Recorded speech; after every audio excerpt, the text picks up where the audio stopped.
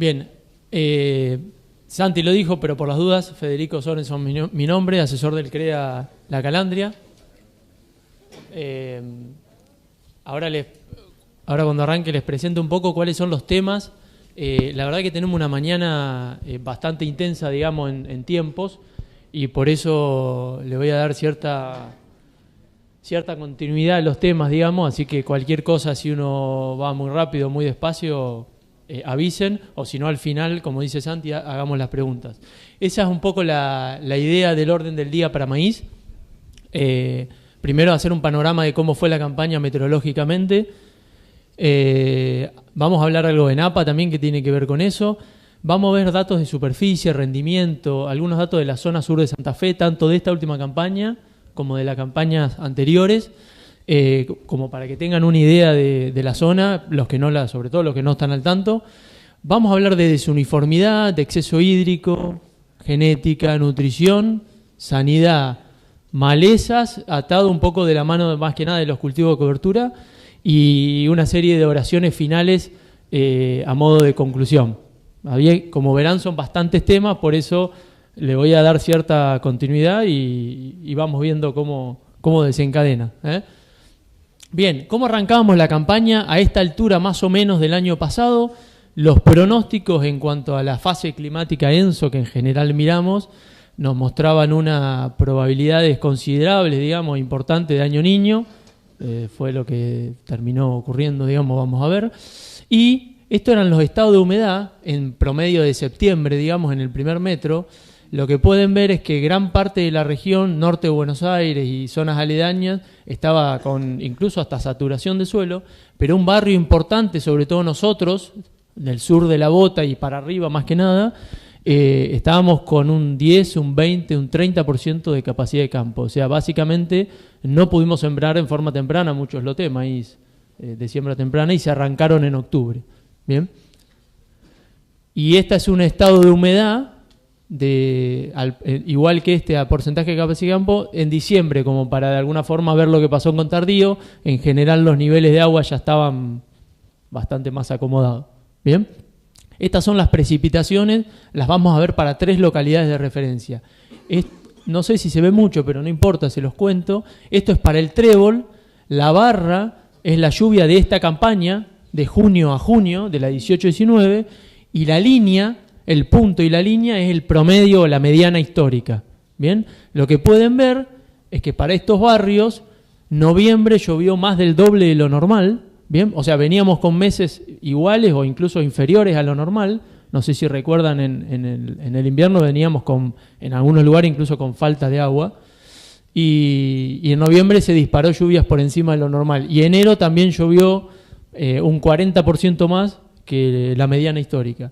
En Marco Juárez pasó exactamente lo mismo, pero en este barrio de Venado Tuerto no fue así. No existió tal exceso en noviembre, pero sí estuvo presente el de enero. Bien, pero las precipitaciones excesivas llegaron un poco más tarde de lo que vinieron para la parte centro-norte de sur de Santa Fe. Si lo metemos todo en un balance hídrico con las temperaturas, las demandas y el tipo de suelo, lo que pueden ver acá también, tomando 3 localidades de 3 puntos para la zona, como el Trébol, por ejemplo, para la subzona norte, esto es un balance hídrico para un maíz temprano sembrado a mediados de septiembre. Lo que pueden ver es que, como les decía, para los que pudimos sembrar en esa época, el estado de humedad, la banda verde es el rango de agua útil histórico normal en el que se mueve ese tipo de ambientes. Fíjense que arrancamos bastante, o sea, bajos, pero dentro de un parámetro normal, y cuando empezamos con los excesos de noviembre, se nos empezó a encharcar bastante, y bueno, y prácticamente de ahí en adelante convivimos con encharcamiento, que son los puntos celestes que ustedes van a ir viendo siempre ahí. Y para la zona de sudeste Córdoba, en este caso puntualmente Marco Juárez, fue una situación muy muy parecida, quizá con un estado de humedad al inicio un poco más restrictivo, digamos, ¿no? Pero desde el periodo crítico en adelante las lluvias fueron excesivas. Bien, en Venado Tuerto pasó algo similar, pero como no estuvieron esos excesos de noviembre tan marcados, los encharcamientos evidentemente no fueron inicialmente en los cultivos en noviembre, diciembre, tan importante. Sí, obviamente llegaron después incluso hasta momentos de cosecha, ¿no? Eso para maíz temprano. Y para maíz tardío, ¿ven? Es todo lo mismo, pero corrido todo hacia la derecha. Sembramos prácticamente con todos los excesos encima. En las subzonas norte o sudeste de Córdoba, si quieren, cualquiera de las dos, fíjense los puntos celestes, o sea, en los momentos de siembra, el que pudo sembrar en diciembre generó este balance hídrico, o sea, permanente encharcamiento al inicio. Y después la particularidad de este año, que la segunda quincena de febrero hubo un bache hídrico, que en muchos lugares se sintió en soja y en maíz. Aquí lo ven, es esta bajadita que hace ahí el nivel de agua útil y vuelve a subir de nuevo y se vuelve a encharcar al final del periodo crítico, que es lo que está marcado con un amarillito. Bien, después hubo otro bache más en el llenado y termina de nuevo a estas alturas con aguas en capacidad de campo. Bien, la misma situación para Marcos Juárez. Y en el balance hídrico más tardío en Venado, ahí sí ya pasó lo mismo, porque esos excesos de enero volvieron a recargar todos los perfiles. Lo que sí, para estos lugares anteriores, nosotros hemos tenido siembras de maíz tardío en enero e incluso en febrero, en algunos lugares por el exceso hídrico inicial que no se había podido establecer el cultivo. En cuanto a las temperaturas, lo que pueden ver es que en general, independientemente del barrio que vean, tuvimos temperaturas cercanos a los periodos críticos de maíz temprano muy buenas, digamos, y muy templadas y bajas con respecto al histórico. Bien. E incluso, esos son las medias o las mínimas. Los golpes de calor, también, si uno mide la cantidad de días por encima de temperaturas importantes que le pueden afectar al maíz, tuvimos pocos días con esos golpes de calor, ¿bien? Comparado con un histórico. Si nos vamos a algún momento ya de periodo crítico más promedio de un maíz tardío, como puede ser febrero, sigue una situación media inversa. En febrero las medias fueron superiores a lo normal, salvo en Marcos Juárez, pero sí en el Trébol, en Venado Tuerto o zonas aledañas, y los días con temperaturas mayores a 35 grados también, ¿bien? Lo cual no es lógico. Fíjense la cantidad de días con más de 35 grados, estamos bastante por encima de la media en febrero, ¿bien? Y el tema de la napa, si los quiero comentar, este es un caso real de mi crea, digamos, pero es para ejemplificar 2 o 3 conceptos de esto, que es lo que nosotros vemos que pasó al menos. Estos son distintos lotes, y incluso alguno de estos tiene trigo ahí cercano consumiendo agua. La verdad es que habíamos arrancado con situaciones bastante buenas porque la napa había bajado un poco de 50 centímetros, estábamos en 1 metro, 1,5 metros, 2,5 metros. Pero lo que quería marcar aquí, bueno, principalmente ya sabemos que la napa no se mueve en invierno, bien, salvo que empiece a consumir agua algún cultivo de invierno. Pero lo más importante que me parece es que cuando tenemos eventos de exceso hídrico, como noviembre, con 250 milímetros, y un poco menos también, en realidad se nos vuelve a acomodar todo a la situación inicial. Y ese es el desafío que estamos teniendo con estas profundidades de napa, en este tipo de años que se declaran y terminan siendo sobre todo niños, ¿no? Más llovedores de lo normal. La radiación este año, como para terminar los parámetros meteorológicos, fue menor al promedio histórico, ¿bien? ¿Y cómo arrancamos esta campaña ahora? ¿Cómo estamos? Bueno, desde el punto de vista de la humedad, estamos en general en toda la zona en capacidad de campo, al máximo de capacidad de campo o cercano, salvo alguna región acá del noroeste de Buenos Aires, sudeste de Córdoba, ¿bien? Esto es una escala, una lupa grande, ¿no? Y en cuanto al fenómeno ENSO, es muy parecido al del año pasado, o sea, bien, por lo menos por ahora, las probabilidades son importantes de que sea un año niño. Aparentemente el niño sería un niño medio, como le llaman, o débil, ¿no? Pero bueno, niño al fin. ¿Y qué puede pasar con la napa? Nos parecía importante mostrarles una simulación con un modelito de justamente qué puede pasar con la napa. En este caso estamos con los cultivos de maíz, así que lo vamos a hacer con maíz, pero ustedes también lo pueden hacer con soja. Bajo 2 escenarios distintos ahora, actuales, en mayo, junio. Arrancar con la napa a 50 centímetros y arrancar con la napa a 1,5 metros. ¿Bien? Y lo que le pusimos acá fueron las lluvias promedios históricas, separándolo en dos rangos. ¿Qué pasaría si llueve, digamos, la próxima campaña como un año niño, en promedio, o si llovería se da vuelta todo y llovería como un año niña, digamos, que sería como para ver un año húmedo y un año más bien bastante por debajo de lo normal? Bueno, sembrando maíz temprano, arrancando con la napa 50 centímetros, en el mejor de los casos, termino igual, digamos, que como arranqué, ¿está? Y si vendría un año más seco, bueno, me ayuda porque bajaría un poco. Lo mismo al 1,5 metros, pero con una situación mucho más interesante, digamos, porque por lo menos mantener esa napa al 1,5 metros ya es un punto a favor. En general el problema está acá, por lo menos desde el punto de vista de la napa. Esto, insisto, es solo napa con lluvias. Claramente la napa, les dije recién, sabemos que no se mueve en invierno, si no hay cultivo no se mueve, queda igual hasta la primavera. Y lo que pasa es que el maíz tardío empieza a consumir agua realmente en enero, etcétera, cuando ya tenemos 2 meses anteriores de precipitaciones importantes. El balance positivo del agua es muy alto, digamos, del maíz tardío, lo que genera un exceso bastante importante de agua libre en el sistema, que en el mejor de los casos, si vendría un año seco, digamos, podría quedar igual de lo que estaba al inicio. ¿Bien? De hecho, insisto, lo que nos ha pasado estos años, por lo menos en los ambientes con la napa de profundidad, con lluvias normales o incluso superiores a lo normal en octubre y noviembre, es la imposibilidad a veces de implantar el cultivo de diciembre. Y lo mismo pasa con el maíz de segunda. Claramente desde el consumo de agua y desde la perspectiva de la napa, lo mejor que nos podría pasar tener es un cultivo de invierno chupando agua y un cultivo de segunda chupando agua, sobre todo un maíz. Pero el problema que nosotros vemos, o que venimos viendo por lo menos, es la implantación de ese cultivo de segunda. Bien, salimos de un rastrojo importante de trigo y cuando tenemos precipitaciones normales para esa época, como noviembre, diciembre, vemos algunos problemas en la posibilidad de implantarlo, digamos. Bien, pero bueno, si eso no existiese, la verdad que desde el consumo de la napa sería muy interesante poder tener esta situación. Bien.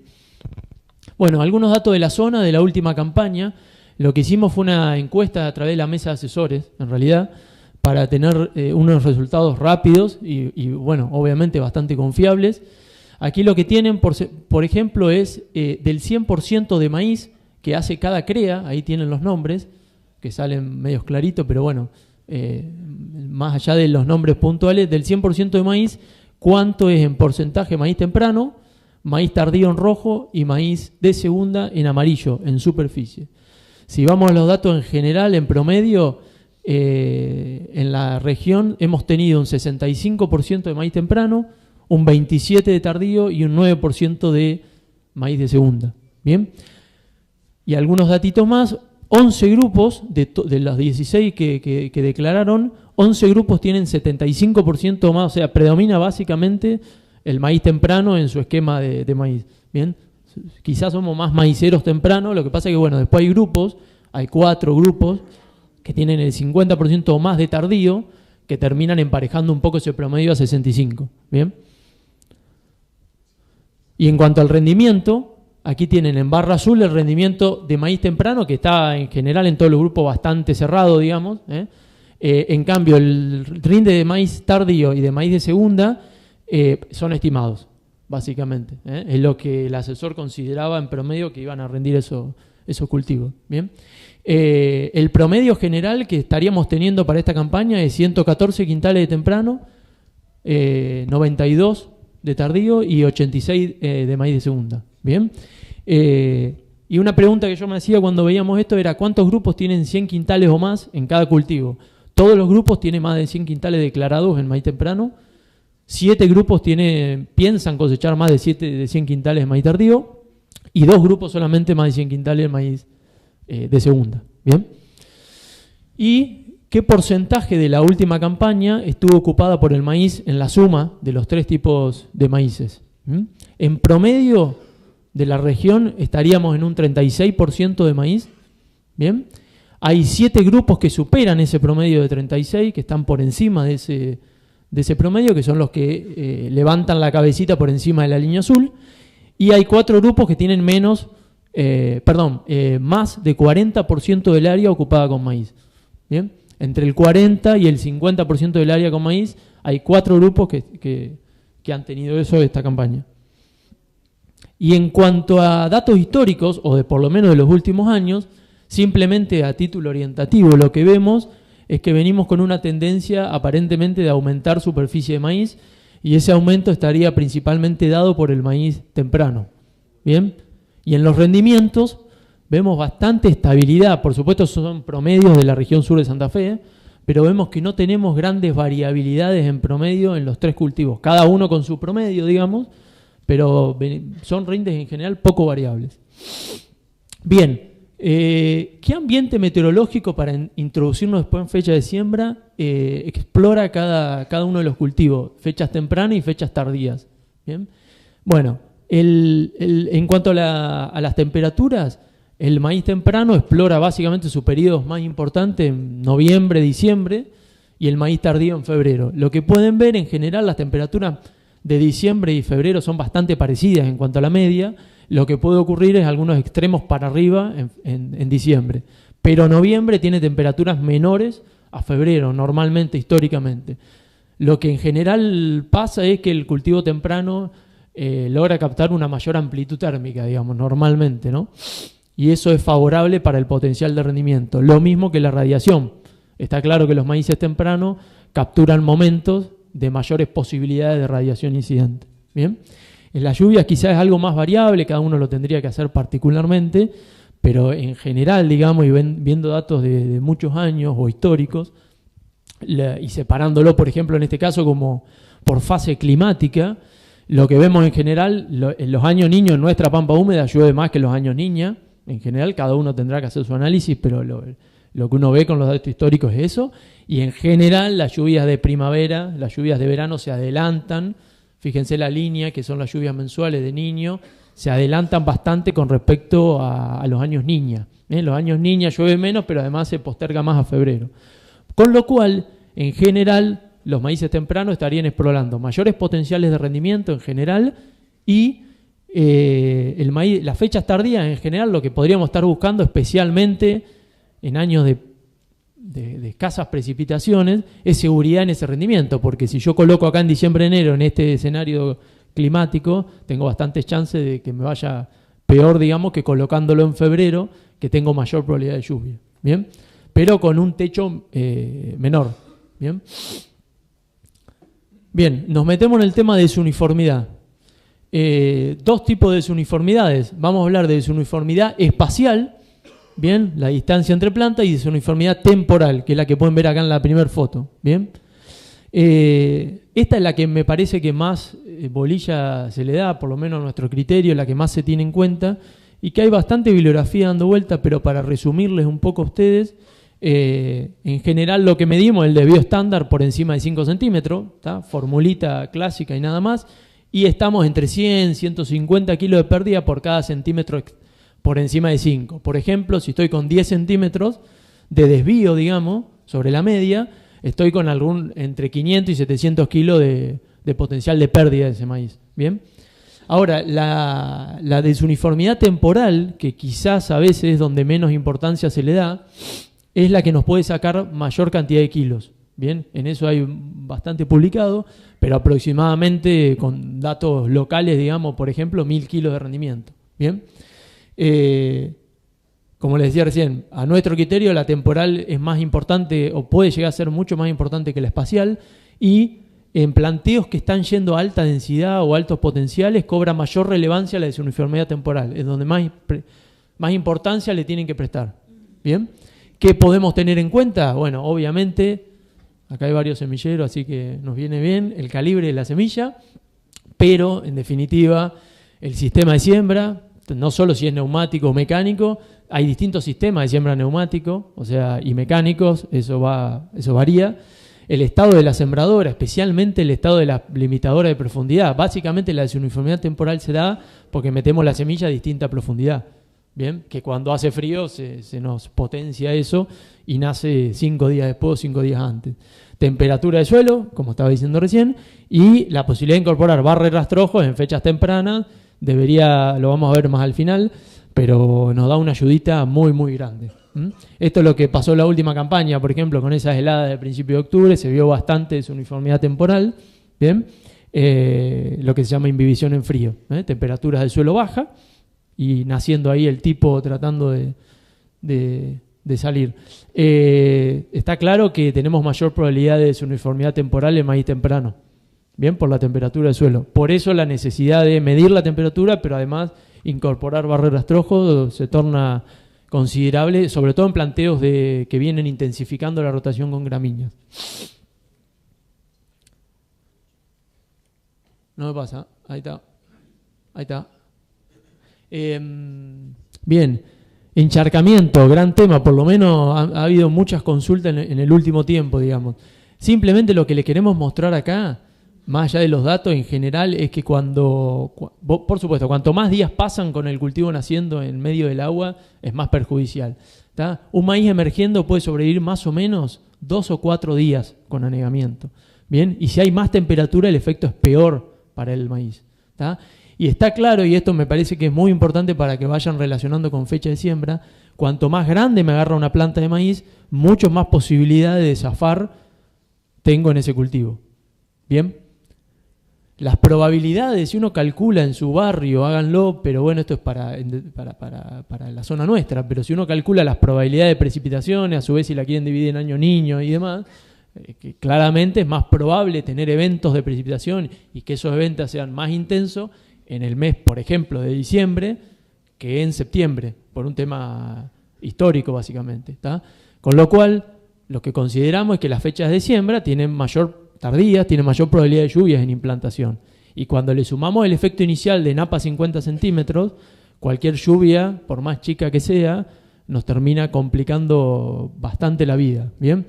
Bueno, una opción que de hecho se está utilizando mucho y que deberíamos considerar los que no lo están haciendo son los seguros de resiembra para este tipo de ambientes. Ahora, un comentario importante que al menos nosotros intercambiamos. Empresarialmente, perder un cultivo en septiembre o octubre nos da muchos más chances, digamos, de volver, en el caso de que decidamos volver a probar y a implantar cualquier cosa que venga, tenemos mucho más chance, digamos, de lograr algo razonable que si nosotros perdemos un cultivo en enero.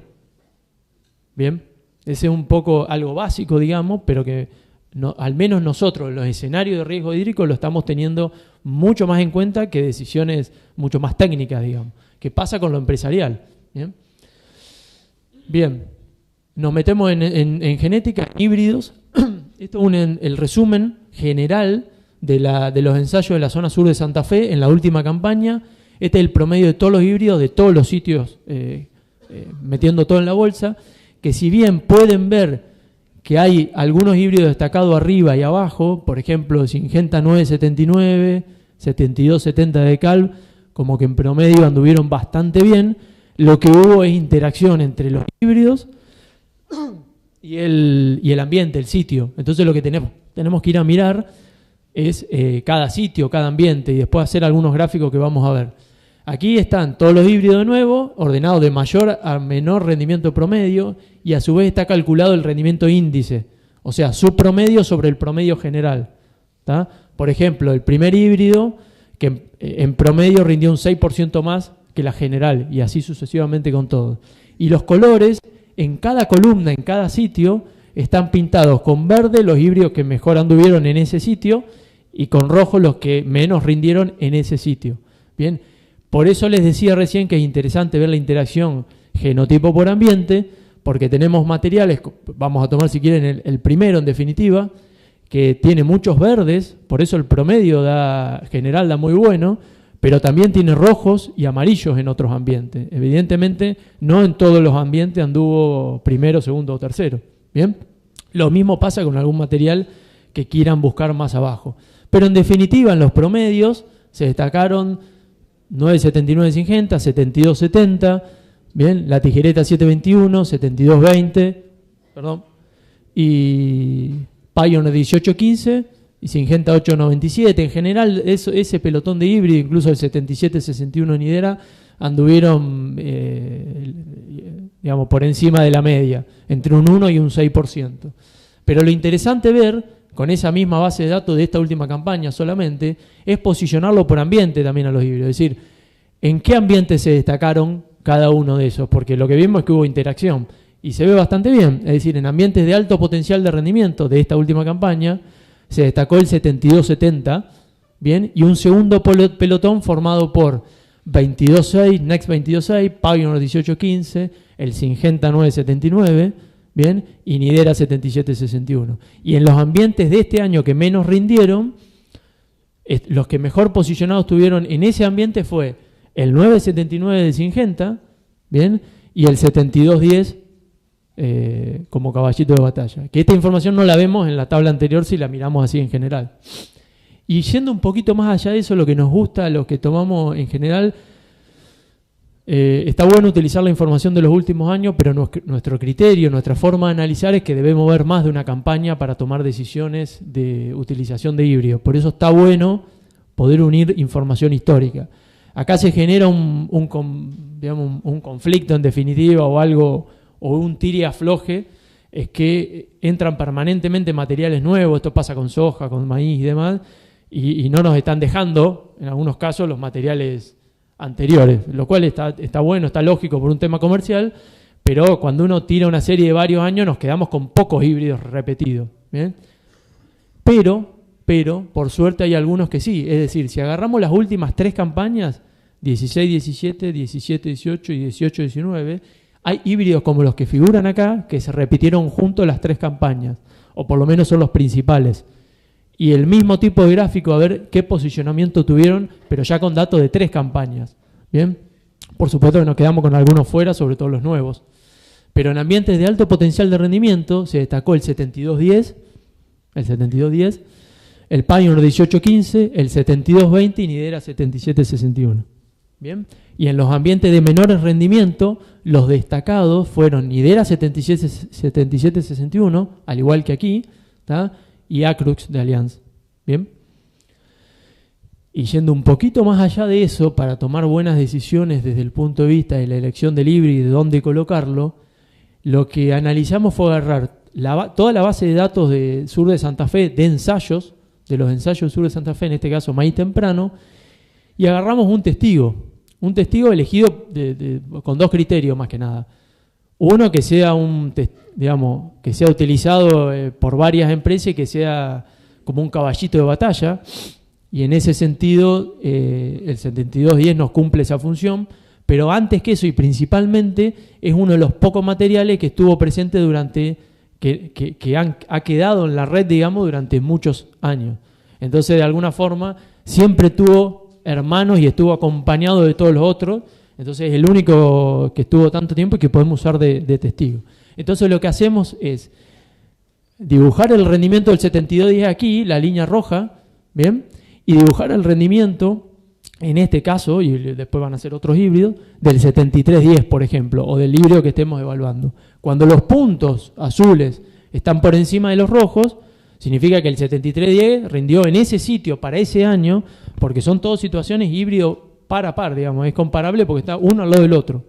Ese punto es que rindió en ese sitio, en ese año, más el 7310 que el 7210. ¿Bien?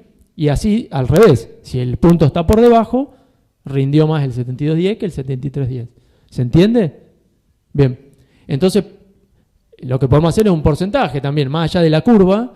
En este caso, el 7310 rindió en el 60% de los casos más que el 7210 y el 72 en el 40% de los casos. Bien, y la mayor cantidad de concentración de puntos está en ambientes de 11.000, 12.000 kilos para arriba. Ahí es donde más puntos ganó 7310. 7270, perdón, y van a ir viendo datos, número de casos y cuántos años. 7310 también es uno de los pocos híbridos después de 7210 que estuvo bastante años en la red.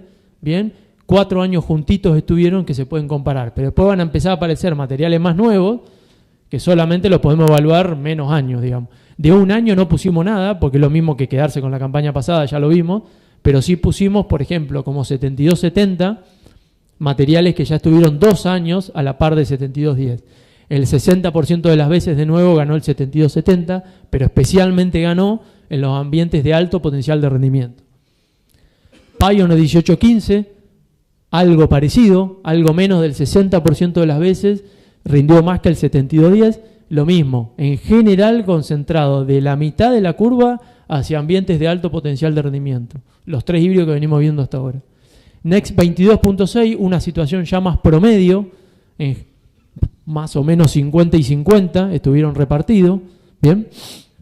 Nidera 77-61, también más tirando un promedio, levemente desplazado hacia el 72-10, en los puntos que estuvieron presentes, que son, tengan en cuenta, son también 2 años nomás, pero algo más de la mitad de las veces rindió más el 72-10. Bien. 72-20, 2 años juntos también al 72-10, palo a palo, más o menos 50 y 50. Y empezamos con algunos materiales buscando ya un poco más de estabilidad quizás. 3 años juntos el Actros con el 72-10, también un poco más de la mitad, bastante parecido, 50 y 50 han ganado uno y el otro. ¿Bien? Y sí, acá tenemos materiales más defensivos para ambientes quizá de media, como el Pioneer 2005 o 2005, en el cual casi el 70% de las veces rindió más el 72-10 y el 30% de las veces el 2005. ¿Bien? Algo que nosotros nos parece importante tener en cuenta, para alguna empresa será más importante y para otras menos, puede ser tiene que ser la humedad de cosecha. Fíjense, vamos a tomar un ejemplo de los híbridos de ahora, esto es de la última campaña, un promedio de varias localidades, pero por ejemplo, el Syngenta 979 y el 7270, que acuérdense que en promedio habían sido los que anduvieron bastante bien arriba, uno entra con 18 y el otro se cosecha con 23 en el mismo momento. Entonces, para algunas empresas será relevante el maíz temprano y para otras no tanto, simplemente está bueno que lo tengan en cuenta. Claramente está relacionado a lo largo del ciclo y por eso pasa lo que pasa, o a la tasa de secado. Hablando de tasa de secado, les quiero mostrar un resumen que nos parece muy bueno, de un trabajo muy fresquito que acaba de publicar el INTA Olivero, seguramente lo han visto, que tiene que ver con el secado del maíz tardío. Lo que han hecho ellos, en realidad, es un análisis económico bastante importante y exhaustivo, analizando la conveniencia o no de secar, pero con varias cosas en la ecuación que ahora le comento rápido. Antes que eso, está bueno ejemplificar que tenemos 2 situaciones de secado del maíz. Una, donde la tasa de secado inicial después de madurez fisiológica es bastante alta, digamos, fíjense, una tasa de 0,6, 0,7 puntos por día, ¿bien? Es bastante importante y en algún momento llega un punto de inflexión en el que esa tasa disminuye y se hace mucho más chica. Y después tenemos otras situaciones donde desde el vamos la tasa ya es más lenta y después llega un punto de inflexión donde se hace todavía más lenta, pero es una tasa casi de secado continuo. La diferencia entre esas 2 curvas, imagínenla como quieran, pero puede ser un ambiente, puede ser un año más seco y un año más húmedo, o un año con más garúa, más días nublados y otro menos, o puede ser híbrido. Este puede ser un híbrido y este puede ser otro híbrido, digamos. La cuestión es que tenemos 2 situaciones. Y el análisis económico, ellos lo que hicieron fue meter en la ecuación varias cosas, pero entre ellas el costo de secar, por supuesto, el costo de pérdida de rendimiento por dejar el maíz pie, que si no recuerdo era alrededor del 3-4%, eso con toda información histórica del INTA Olivero de base de datos de ensayo, ¿no? Y después lo relacionaron con el promedio histórico del precio de maíz y los precios de los fletes, porque claramente lo que uno puede hacer cuando seca es capturar otra relación de precios entre pizarra y flete a pagar. Entonces ellos metieron usando promedios históricos de 5 años, lo que determinaron es que en general siempre convenía secar, y los márgenes brutos son los que figuran ahí, se ven o no, después les mandamos el trabajo, pero independientemente de eso, lo que le quería mostrar es que la mayor rentabilidad de este análisis y margen bruto en dólares por hectárea daba para el escenario hagamos de cuenta que son 2 híbridos distintos, del híbrido de mayor tasa de secado, daba unas 2 semanas después de ese punto de inflexión que yo mido y ya deja de bajar humedad o baja muy poco. Y en el caso del híbrido, el otro más constante, daba unos días antes de ese punto de inflexión. Bien, pero lo interesante de esto es que se le pone número a algo que para nosotros muchas veces es como un cuco, normalmente, o hablo desde nuestra experiencia, se tiende a dejar secar naturalmente. Y lo que no está metido aquí, que deberemos contemplar, es ventajas o desventajas agronómicas, malezas, por ejemplo.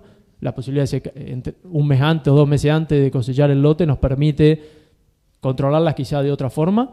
Y empresariales, claramente desde que que un cultivo cualquiera sea, esté 2 o 3 meses parado en el campo, puede llegar a ser, si eso es una superficie importante, un riesgo empresarial que algunas empresas están dispuestas a correr y otras no están dispuestas a correr. Bien, nos metemos en el tema nutrición y primero vamos a arrancar con nitrógeno. y lo queremos tocar desde 4 ópticas. Desde la dosis, desde el cuánto aplicar, desde el qué dosis usar, cómo incorporarla, cómo usarla la dosis y cuándo, si dividir o no dividir. Bien, una de las fuentes de información clara que utilizamos y que nos aporta un gran valor, además como región, en los grupos y en las empresas, son no me acuerdo los años, pero 14 creo que eran. Santi, ahora Paula me ayuda. Bueno, quedé mal, 20 años de la red sur de Santa Fe, en lo cual la calibración de las curvas nos habla más o menos para ese tipo de ambiente de 230 N total suelo fertilizante para obtener rindes cercanos al máximo posible, ¿no? Pero el mensaje que quiero darles es que en realidad cambia por ambiente, ¿no? Claramente para un mismo rendimiento yo voy a necesitar más nitrógeno en un suelo franco arenoso o en un suelo arenoso que en un suelo más con más materia orgánica, ¿no? O más arcilloso, por un tema de mineralización y etcétera. Entonces el desafío es usar la información que tengo disponible, y si no, hay otras formas más, como por ejemplo directamente ir a la demanda por tonelada, claramente esos 20 y pico de kilos por tonelada, ajustar ahí nos da más o menos un modelo parecido al que nos dice la región sur de Santa Fe. ¿Bien? Otra forma es generar información propia, local. En este caso son en la Calandria para un suelo clase 1, ambiente 1 le llamamos nosotros, vamos ya 4 años de información en el cual no solo es importante generar la curva de respuesta, que la verdad es que queremos calibrarla cada vez más, sino que en realidad nos interesa esto, en definitiva, sabiendo el hándicap de respuesta, poder meterle los números del precio del maíz y el precio de la urea todos los años y saber qué año me puedo ir a fertilizar más y qué año me conviene quedarme más en el molde según el precio del maíz básicamente y del fertilizante. Y también existen modelos para el que no tenga otra alternativa de simulación como Maicero, que la verdad que son muy piolas y ayuda a dar un contexto, un marco muy importante para tomar decisiones, ya sea físicas de respuesta o económicas, poniéndole el precio de los insumos y los productos. Y uno puede simular tipo de suelo, limitantes de fósforo o no, estado de humedad, etcétera. Simplemente para no olvidarnos, el caso del maíz de segunda, un caso totalmente aparte, acuérdense, alta demanda de respuesta, por lo menos unas 50 unidades más de lo que nosotros, para un mismo potencial de rendimiento de cualquiera de los otros maíces, en general manejamos un valor de 50 unidades más de N para ajustar para el mismo rendimiento. ¿Bien? Y la incorporación obligatoria ya la vamos a ver más adelante. Pero cultivo totalmente distinto si lo hay desde este punto de vista, ¿no? ¿Qué dosis usar? Simplemente, para no entrar en detalles y en marcas, la propuesta nuestra, lo que tenemos visto es que existen alternativas de fuentes, la verdad es que bastante más eficientes de las que estamos usando. ¿Bien? Donde tengo mucho más probabilidad de aprovechamiento. En este caso estamos hablando de nitrógeno. Bien, entonces el desafío es que esto existe y es así, se puede discutir hasta cierto momento, pero existe, digamos. Lo que tenemos que ver dentro ya del cómo es que si yo estoy con ambientes, suponiendo un maíz temprano en este caso, con ambientes de temperaturas muy bajas, sobre todo si tengo alguna humedad, digamos, en el ambiente o incluso alguna precipitación, la verdad es que la posibilidad de volatilización y demás son mínimas y puedo seguir usando lo que vengo usando, digamos, no hay ningún problema. Pero bajo otros escenarios, tengan en cuenta que las fuentes alternativas, en este caso era productos de nitrodoble, por ejemplo, donde tienen 50% de nitrógeno en una forma más utilizable y la otra más tranquila para que me la guarde ahí, realmente terminan siendo mejor. Les dije recién, pero claramente para cualquier cultivo que lo hagamos, la incorporación siempre va a ser la forma más eficiente. Bueno, pero dicho eso, está el escenario de, si yo tengo baja temperatura, posibilidad de precipitación o alta humedad relativa, la verdad es que puedo seguir usando lo que venía haciendo. Lo que sí es importante que para las empresas, que son bastantes ya, que vienen intensificando la rotación, con mucho doble cultivo, con mucho trigo, mucho maíz, la cobertura de rastrojo me pone un doble riesgo, digamos. Una es que tengo mayores posibilidades de pérdida de ese nitrógeno, porque me quede arriba y por volatilización, pero principalmente también por inmovilización por parte de las bacterias del suelo para descomponer el rastrojo. Entonces sí o sí lo metemos abajo, no hay duda. En ese esquema de empresa, ¿no? Bien, uniendo el cuánto, veníamos viendo el cuánto, o sea, la dosis con el cuándo ahora. ¿Tá? Pero esto es una trampita, o sea, estos son las dos juntas. Por ejemplo, con 2 ensayos se lo vamos a mostrar. Esto es para el barrio más de acá, de ustedes, Santa Isabel, donde un modelo nutricional X de nitrógeno total de 180, por ejemplo, N total, con el agregado de 100 unidades más de nitrógeno en estadios avanzados de B10. Las respuestas han sido bastante importantes en rendimiento. Pero ahí la trampa que les decía, en realidad estamos haciendo dos cosas. Estamos dividiendo, pero también estamos subiendo dosis. ¿Tá? Ahí está la mezcla de las dos cosas. Acá también está la mezcla de las cosas. Nosotros, en la subzona norte, hay dos campañas que venimos repitiendo ensayos de fertilizar con urea protegida el maíz en floración entre BT y R1. Y lo que vemos, lo mismo con la trampita, o sea, modelos, no se ve nada ahí, pero no importa, de 114N, ¿qué pasaba cuando nosotros agregamos 50 unidades de N nomás en BT? Con un modelo de 114N, ¿qué pasa cuando le agregábamos 50 unidades de N? La verdad que teníamos respuesta muy importante de rendimiento. Un modelo de 160N, cuando le sumábamos 50 más y nos íbamos a 210, seguíamos teniendo respuestas de más de 1000 kilos y así sucesivamente. Algo lógico, cada vez que el cultivo estaba más nutrido inicialmente, teníamos menos respuesta, pero la seguíamos teniendo. Lo que sí, para nosotros es un desafío porque hemos tenido mucha variabilidad en los 2 años. Y eso está bueno porque esto es biología. El primer año no fue un caño y este último año no tuvimos tanta respuesta. Hubo respuesta bastante más errática.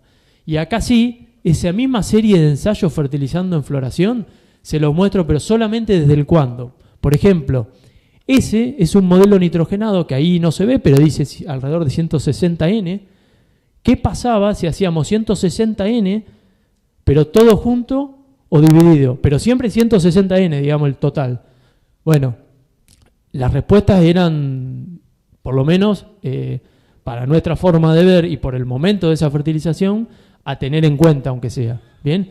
Y la misma que dije hoy, a medida que nos íbamos hacia modelos nitrogenados mayores, en general esperamos un poquito de respuesta menor, porque ya nos estamos yendo a límites de rendimiento, ¿no? Pero el mensaje de esto es que en promedio venimos teniendo respuesta a la división de ese nitrógeno. Son solo 2 años y lo queremos seguir midiendo. Lo que yo le comentaba recién, nuestro desafío es seguir porque tuvimos 2 años de respuestas muy distintas. El primer año, lo que nosotros vemos fueron 2 cosas. Primero que el segundo año se tiró un poquito más tarde la urea, por un tema operativo, diría que no fue un R2, pero pegaba en el palo, digamos. Y tuvimos lluvia grande, 80 milímetros, a los 4 o 5 días de la aplicación. ¿Tá? Y después, más adelante, siguió lloviendo normal. El primer año tuvimos 5 o 6 milímetros al otro día, ahí muy cerca, y después siguió lloviendo normal. Hasta cierto punto no sabemos si también el ambiente no nos está jugando con esos 80 milímetros. Estábamos en capacidad de campo, ¿no? En floración. Si eso no nos está, de alguna forma, lavando un poquito de nitrógeno. Por eso queremos seguir evaluando. Pero lo más importante para nosotros, más allá de la parte técnica, es que creemos, y por lo menos en nuestro grupo, que podemos hacer un uso más sustentable y más eficiente del nitrógeno en este caso. ¿Por qué lo digo? Porque si esto es modelo nitrogenado, y estos son cuántos kilos de maíz me mete cada unidad de nitrógeno que yo usé. Si yo logro con la misma cantidad de nitrógeno total, dividiendo la dosis, que el maíz me meta más kilos por cada unidad de nitrógeno, estoy siendo más eficiente. Y de esa forma deberíamos estar contaminando menos, deberíamos estar, si es que estamos contaminando, deberíamos estar generando más sustentabilidad general de nuestro sistema y un uso más eficiente de los recursos, más allá de lo económico, que gastaríamos menos, porque con las mismas unidades tendría más rendimiento.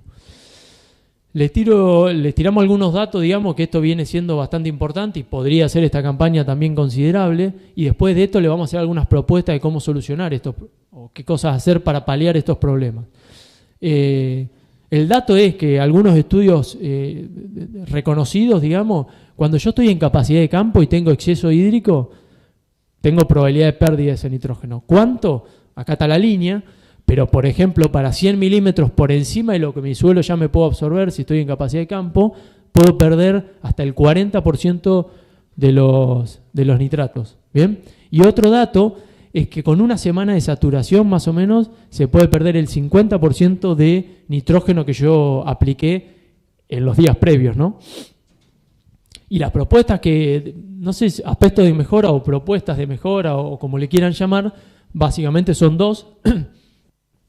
y algunas empresas las venimos haciendo, pero para los que no la vienen haciendo en todo caso, o no la vienen utilizando, es la incorporación del nitrógeno anaeróbico como análisis del suelo para mejorar un poco las estimaciones. Ustedes saben que el nitrógeno anaeróbico de alguna forma lo que marca es el potencial de mineralización que tiene ese suelo, o de alguna forma el potencial de entregarme nutrientes que vengan de la materia orgánica durante ese ciclo de cultivo. Un NAN más alto, más nutrientes disponibles, en este caso nitrógeno, un NAN más bajo, menos. Y lo pueden ver acá, por ejemplo, si yo no fertilizo nada el maíz, mayor NAN, mayor rendimiento de maíz, me entrega más nitrógeno. ¿Bien? Y lo interesante es que hay muchos trabajos para nuestra región pampeana que nos dicen, ¿bien?, cuántos kilos, por ejemplo, por parte por millón de NAN me puede estar entregando nuestro suelo, que sería de alguna forma descuentos que haríamos de nuestra ecuación de nitrógeno. ¿Tá? El rol final de esto es fertilizar con menos cantidad de nitrógeno y ser más eficiente en el uso del nitrógeno, como les dije antes. Por ejemplo, acá tienen información concreta de entre 3 y 4 kilos de nitrógeno por parte por millón de NAN que yo tengo. Pero en definitiva la propuesta esta es que lo que nos sirve o nos podría servir simplemente para ajustar nuestra ecuación de respuesta y tratar de apuntar a tirar menos nitrógeno al sistema. Pueden ver, por ejemplo, este es un ensayo que se hizo con Vicia, digamos, como la presencia del nitrógeno orgánico, ¿no? En realidad, cuando uno hace este tipo de cultivo-cultura, apunta a eso. Fíjense que en una campaña hemos logrado un incremento de NAN bastante considerable que tiene que ver con la materia orgánica y con ese potencial de mineralización, pero que en definitiva es así. Y la segunda propuesta son las franjas de suficiencia, que también seguramente muchos hacen, o no, y su relación con el NDVI. Esto es muy sencillo, no tiene repeticiones, no es nada, es algo, o sea, que cuando uno fertiliza con el nitrógeno inicial, en esas franjas que de cierta longitud y cierto ancho, digamos, tirar 4 veces la dosis de nitrógeno, más o menos, 4 o 5 veces, de alguna forma saturar la respuesta de nitrógeno ahí desde los estadios iniciales, y lo que me sirve es de referencia para, digamos, durante el ciclo de cultivo. ¿Qué referencia? Dos tipos de referencia. Si soy más fino, referencia fina, es decir, yo puedo medir el índice verde con cualquier satélite o con el aparato que quiera de esa franja y cuán lejos estoy en mi lote. Si estoy a 0,6, 0,7, claramente tengo una alta probabilidad de respuesta al agregado de nitrógeno, independientemente de cuánto tiré hasta ese momento. Incluso tenemos ecuaciones libres, digamos, de acceso libre, que nos ayudan a tomar una decisión de la dosis, según ese índice verde relativo, cuánto nitrógeno debería estar tirando. Y la otra es visual. Por ejemplo, lo consideramos importante para escenario de riesgo hídrico, donde particionamos todo el nitrógeno y demás, porque no queremos perder mucha plata. Entonces, teniendo esa franja, yo puedo estar viendo si el año se me acomoda para bien. Tengo un potencial altísimo del cultivo, porque la napa al final me jugó para bien, bajó un poco, no la tengo arriba complicándome la vida, y yo por ahí no tiré tanto nitrógeno por riesgo empresarial. Entonces, viendo esa franja, ya sea, insisto, hasta visualmente, ni siquiera con los datos de índice verde, puedo tener una idea cuán lejos estoy de mi potencial de nitrógeno y poder acomodarlo durante el cultivo. Claramente la logística es el desafío de todo esto, ¿no? Ese es un punto que está bueno nombrarlo. Bien, fósforo. Básicamente lo que nosotros utilizamos, sugerimos y nos parece una gran herramienta que dispone la zona sur de Santa Fe y que es casi exclusiva, digamos, son en esos 20 años de información, básicamente que los umbrales para maíz, ¿no?, de 11 a 15 partes por millón de fósforo, ¿bien? Por debajo de eso, alta probabilidad de respuesta, digamos, al agregado de fertilizante, ¿no? Y en algunos CREA hemos tenido mucha preocupación o demanda de los empresarios de la caída de fósforo que hemos tenido. Acá lo vemos con datos de la red de nutrición y aquí lo vemos con un dato del INTA. Ustedes saben muy bien las caídas de fósforo que tuvimos en general en la región nuestra, pero el dato en concreto que queríamos decir son los 10 kilos de balance positivo que tengo que generar para aumentar unas 4 partes por millón de fósforo más o menos en el ambiente, que hemos llegado a 15, 20 partes por millón de fósforo. ¿Bien? Necesitamos 10 kilos de balance positivo por encima de lo que se me lleve el cultivo o los cultivos para empezar a subir las partes por millón de fósforo. Y otro comentario, esto es también tomado de la red de nutrición de nuestra, que miden la profundidad del fósforo en este caso, la profundidad del fósforo. Y claramente, como todos los fertilizantes van abocados a los primeros centímetros, la concentración de este nutriente y de muchos otros, que son relativamente poco móvil, los tenemos los primeros 20 centímetros, 30 en el mejor de los casos. La pregunta que yo me hago es, o que nosotros no hacemos, ¿cómo hacemos para tener más fósforo debajo de esos primeros centímetros? ¿Bien? U otros nutrientes, no necesariamente el fósforo. No sé si alguien la sabe. Con alfalfa, dice. Puede ser. La respuesta a esto la vamos a ver en soja, al final de soja. Eso es para que se queden. En serio lo digo. Bueno, y esto también hemos tenido muchas fuentes de fósforo líquida o más que líquida para sacarle la parte comercial, de alta disponibilidad de los nutrientes, en este caso fósforo, ¿no? Lo que vemos, para hacer un resumen, las fuentes de alta disponibilidad de nutrientes son muy buenas para el cultivo y en general generan mayor rinde del cultivo inmediato que estoy haciendo y mayor eficiencia en el uso del fósforo o del nutriente que esté evaluando. Pero generan un desbalance de fósforo en el suelo. Esto está medido por gente que se tomó el laburito de 2 o 3 años medir una rotación. Es una cuestión, tiene que ver bastante con la matemática, digamos. Normalmente igualamos ahí esos costos, estos fertilizantes, y en ese caso estamos tirando menor nutriente al sistema. Entonces se hace más eficiente, pero son 100% disponibles para, vamos a llevarlo a un extremo, entonces el cultivo lo toma espectacular, pero me va quedando menos en el suelo. Entonces mi balance es negativo, que si le ponemos número, son $50, $60 negativos por hectárea. Estos sistemas, para nuestra forma de ver, funcionarían si complemento con fuentes de fósforo menos soluble en otro momento del año. Si boleo 100 kilos de MAP, de super triple, lo que quieran, en invierno, no sé. ¿Bien? Para tratar de, aunque sea, mantener los niveles de fósforo. Pasa que eso es más costo. Bien, en azufre, lo mismo, nos valemos de la misma fuente de información, donde el rango nos habla de un valor aproximado de 7 partes por millón. ¿Bien? Pero lo distinto al azufre y el mensaje que le queremos dejar son dos, es que el nitrógeno anaeróbico que yo les comenté hoy claramente correlaciona con azufre, porque el azufre viene básicamente de la materia orgánica. Si tengo más potencialidad de mineralización, que me lo dice el NAN, tengo más posibilidad que ese suelo me entregue azufre durante la campaña. Entonces puedo tener 2 lotes con 7% de azufre, 7% no, con 7 partes por millón, y uno con un valor de NAN de 20 y el otro con 50, me convendría fertilizar el de 20. Es probable que no tenga respuesta incluso en el de 50, a pesar que el azufre es bajo. No sé si se entiende. Y por otro lado, para los que tienen presencia de napa, estaría bueno ver si no tienen influencia de azufre desde la napa, porque eso también existe y puede ser un aporte extra benévolo, en este caso, de la napa. ¿Bien? Zinc, ustedes conocen muy bien la caída de zinc que ha habido en la región, por eso en general tenemos respuesta. Valores umbrales alrededor de 1 parte por millón, en general están por debajo los análisis.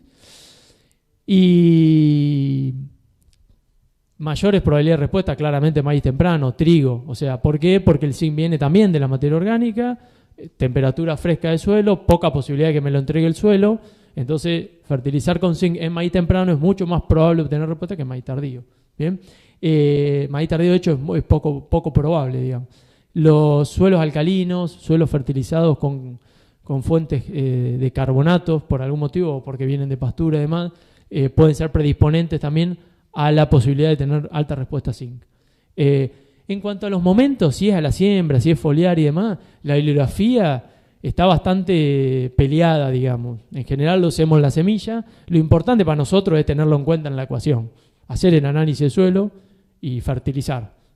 Bien. Y para ir cerrando el tema nutrición, empecemos a ver otras cosas, otros nutrientes, antes de que nos quedemos sin, como pasó con el fósforo. Bien. Este es el caso del potasio, que les resultará quizá raro a algunos. Para los que estamos en otra zona, ya se está o fertilizando o haciendo fuertemente ensayos porque vemos deficiencias, porque tiene que ver con el material original. Acá estamos un poquito más salvados. Algunos estudios del Congreso de Fertilizar hablan de más de 10, 15 años, entre 10 y 15 creo que era, para que los niveles de potasio lleguen al umbral. Pero insisto que estamos en la misma que el fósforo. Si esperamos hasta el umbral, nos va a costar cada vez más kilos de balance positivo para volver a subir, digamos, con lo cual económicamente no lo creo conveniente, ¿no? Está bueno que los que estén cerca de las zonas más amarillitas, más rojas, empiecen a pensarlo y aunque sea incorporarlo en el análisis del suelo. No solo potasio, sino calcio. Porque cuando tengo mucho calcio, se me complica la absorción del potasio por el cultivo. La relación más o menos es 30-1. ¿Bien? Bien. Nos metemos en sanidad. Le queremos mostrar en sanidad algunos datos de los últimos años, pero en general para terminar con un mensaje conceptual. Esto es, por ejemplo, alta presencia, mucha severidad de roya, maíz temprano, ¿no? Maíz temprano, mucha severidad de roya. En general ha habido importante respuesta al agregado de fungicida. Otra campaña distinta, ¿bien? Esto es hace 2 campañas, presencia de 12% de severidad en los testigos al inicio, ¿bien? Importante presencia del maíz temprano. Otro ensayo distinto, hasta 1000 y pico de kilos. Pero, siembra maíz temprano, última campaña, ensayo sur de Santa Fe, una localidad, mitad de los híbridos con fungicida, mitad de los híbridos sin fungicida, pero el dato, nivel de severidad de roya menor al 1%. En el momento de aplicación, y no me acuerdo cuántos días eran, pero creo que 20 o 30 días después, 1%. O sea, claramente no hubo avance de la enfermedad, respuestas de rendimiento neutras, digamos. No hubo diferencia significativa de rendimiento entre los con o sin fungicida. Bien, ahora en maíz tardío, también les voy a mostrar ensayos de roya y tizón, pero ustedes saben que lo que más pesa en la explicación de estos datos es el tizón. El maíz tardío está menos discutida la respuesta, digamos. Si bien interacciona ambiente híbrido, claramente, pero cuando uno tira una serie promedio, está mucho menos discutida. Es mucho más contundente, a diferencia de maíz temprano, los ensayos que hay para maíz tardío. Se lo voy a mostrar con 3 bases de información, de APECID, CONICET, UNR. Aquí tenemos, no se ve creo, pero 500 kilos de diferencia. Esto, lo que les estoy mostrando en este y en estos que vienen, son varios híbridos, varias localidades, ¿no? 700 kilos, 1500 kilos. ¿Bien? Bien. Ensayos, por ejemplo, maíz tardío, crea ascensión, costo del tratamiento, 300 y pico de kilos. En general, la mayoría de los híbridos lo han pagado. ¿Bien? Insisto, el maíz tardío es menos discutible, ya vamos a concluir después, pero esa es la idea. Y acá le dejamos simplemente un pequeño resumen para verlo tranquilo después, pero nuestro mensaje principal es el fungicida. Consideramos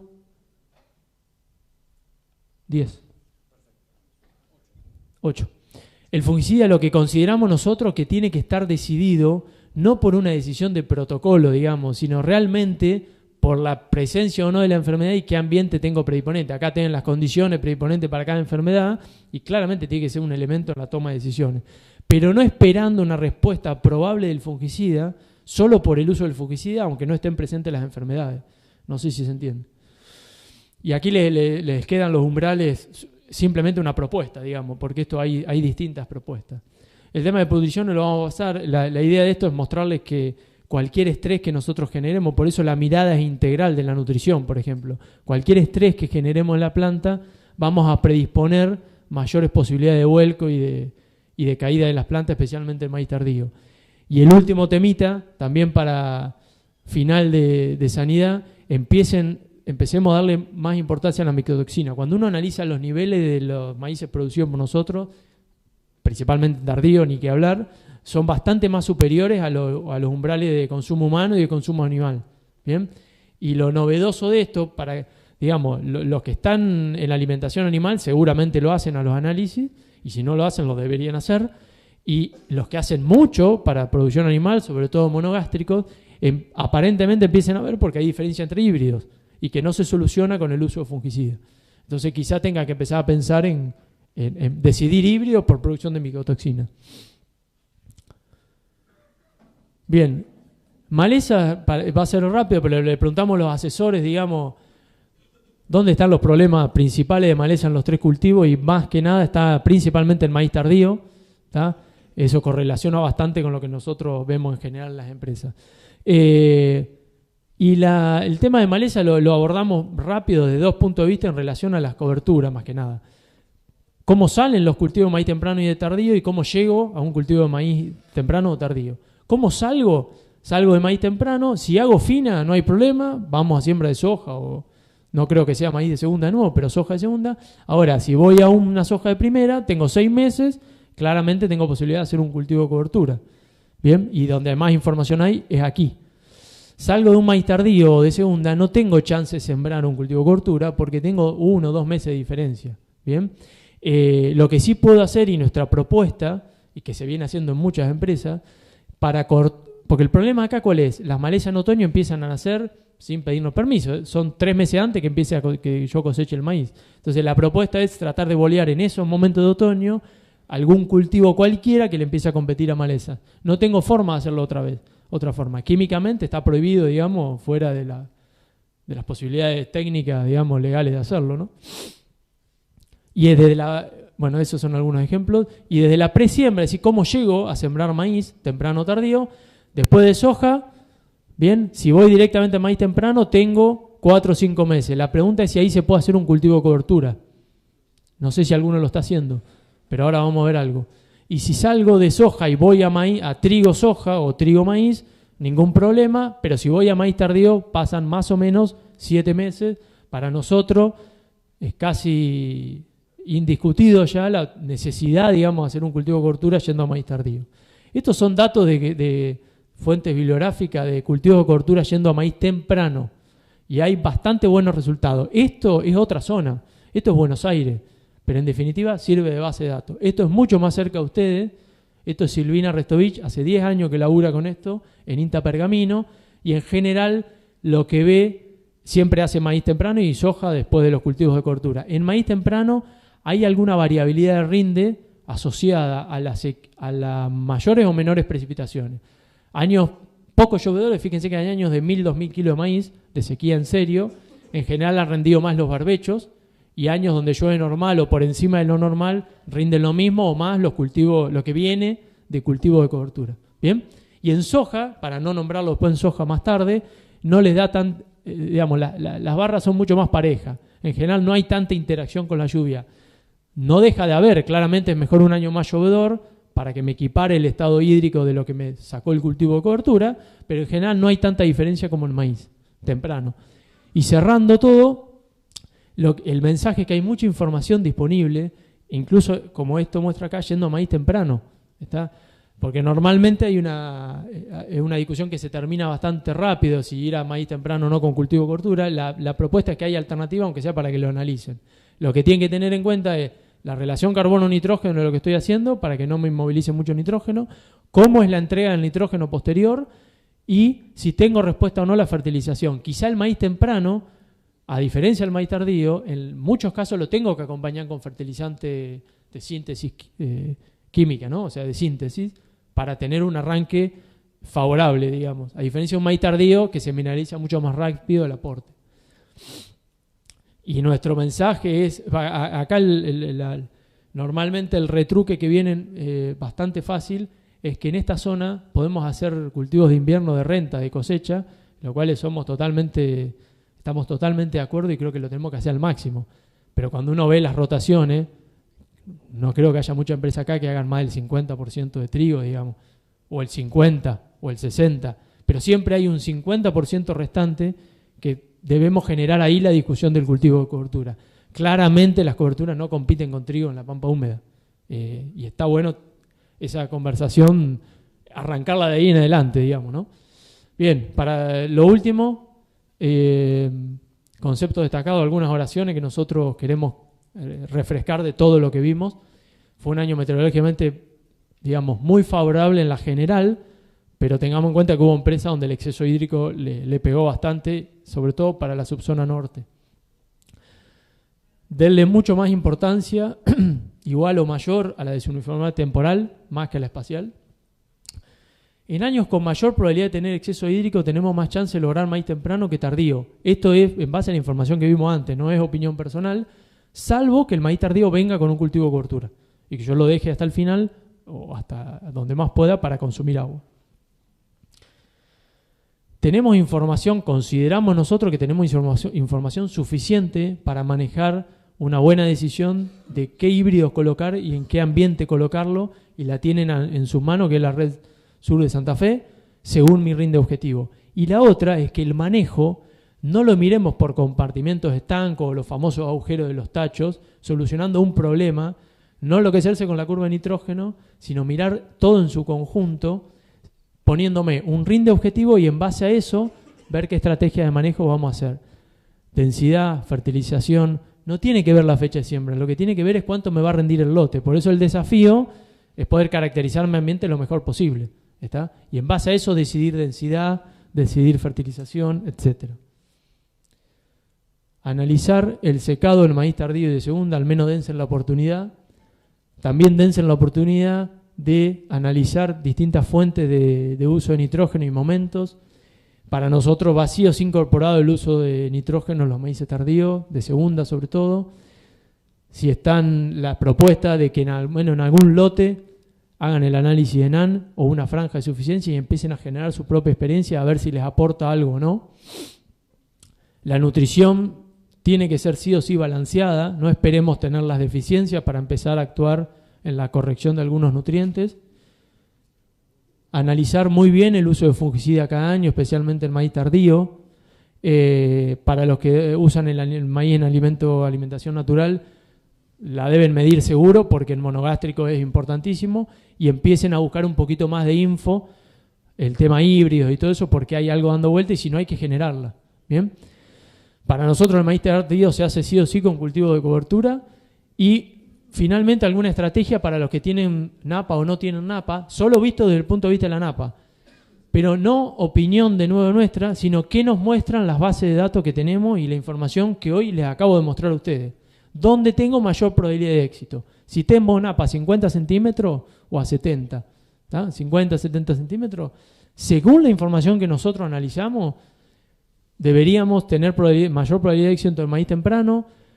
Tratemos de adelantar fecha de siembra en la medida de lo posible, viendo temperatura de suelo y sí o sí con barrer rastrojo. El nitrógeno, acá está planteado la división de nitrógeno, pero esto no tiene nada que ver con todo lo que le mostré técnico. Esto es netamente empresarial. Nosotros consideramos que el ambiente de 50 centímetros es altamente riesgoso para el cultivo y para la pérdida, con lo cual dividimos por un tema empresarial de que personalmente no tiraríamos 400 kilos de urea en el momento de la siembra, sabiendo que puedo en 30 días me puede cambiar el escenario totalmente, digamos, para mal, para bien o para mal. Entonces la división tiene que ver con un riesgo empresarial acá. Y tomar, en la medida de lo posible siempre, seguro de resiembra. Y sin napa, claramente la mayor probabilidad de éxito, y va sobre todo un año seco, maíz tardío, con cultivo de cobertura sí o sí, donde el 70-75% de la materia seca sea de leguminosa.